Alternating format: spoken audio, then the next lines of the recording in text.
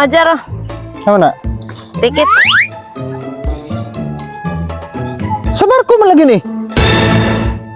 Ay, pulibok ng sa airplane. Barko na lang. Sus, pasti lang kini siya ay. Mao lagi na lagi. Gina na bayata ka. Nga wala yung ticket sa airplane, dili ko masakig barko. Alam din na sa barko. Parehara ba na? Giselle, ingunanin mo guning nahitabo.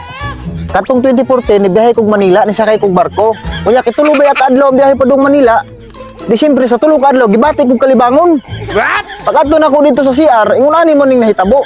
Pag-ato na ko dito sa CR, pag human akong Kalibang, kuha ko dito atong kuan, toilet paper, kaya siyempre, magkuha lagi ta. Ang problema naman ro, kay katong akong hugaw, pero timang nakuha, naglisod ko busawan ako pag-unod, kaya wala may kabo, wala gani balde, wala tanan.